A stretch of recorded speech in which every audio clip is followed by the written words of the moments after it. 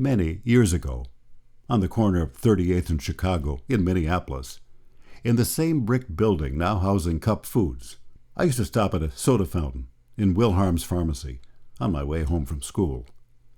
Across the street, at Spielman Brothers' Standard Oil Station, I sat in the dead of winter next to a space heater with my father as Mike or his brother Austin changed the oil on my dad's '54 Chevy. I got haircuts at Hank's Clip Shop a few steps up the street. Hank had a little bottle on the counter, which he held in front of me and shook vigorously as he proudly displayed the gallstones that a surgeon had removed from him. At Ring's Hobby Shop around the corner, I was introduced to the pleasures of model airplane glue, not sniffing it, but getting it all over my fingers and taking the tactile pleasure in peeling it off. My high school was 6 blocks to the west, my grammar school 4 blocks to the east.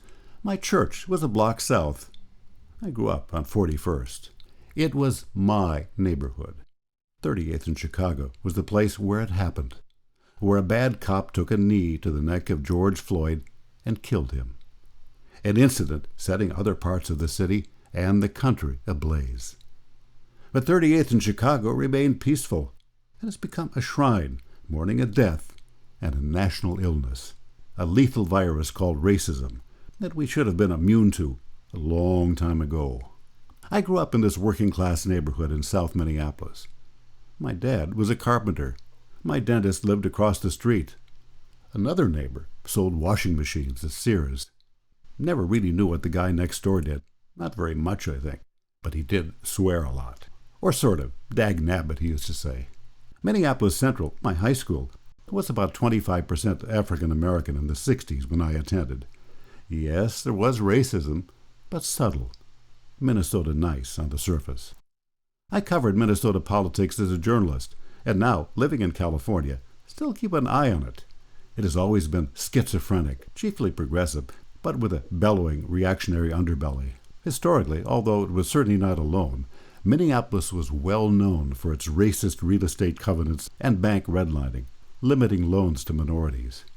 In the 60s, freeways rutted their way through expendable neighborhoods, they called them, destroying homes and further dividing communities. Planners determined that the area near my high school, through which the Interstate 35 freeway would pass, was no functional neighborhood. In reality, it was a vibrant working-class community of whites, African Americans, Native Americans, and Hispanics. My uncle owned a Grand Queen Anne Victorian with a sweeping carved wooden staircase there. I remember walking with my dad from the house to Nicollet Park, home of the Minneapolis Millers, where Willie Mays got his start before being snatched away by the Giants. I was named after a catcher who rented a room from my uncle. I couldn't make that walk today. The rubble of that grand old house is buried beneath a freeway sound wall. The ballpark is now a bank on the other side of the highway. But the neighborhood survived as a vibrant community. I have childhood friends living there, one in their old family home. My old tree-lined block of nicely maintained homes looks pretty much the same. When I visit, I still make pilgrimages to the Dairy Queen across the street from my grammar school, and to Powderhorn Park, a jewel of an urban oasis where I once skated on its frozen lake. A few years ago, just before it was modernized, I visited Bancroft, my old grammar school, and located my kindergarten room and the closet where I deposited my snow boots and melted crayons on the radiator. I stroked the wooden banisters, polished with age, down which I gleefully slid, and visited the gym where I learned to dance, but not well. I met Bancroft's principal, who lived in the neighborhood.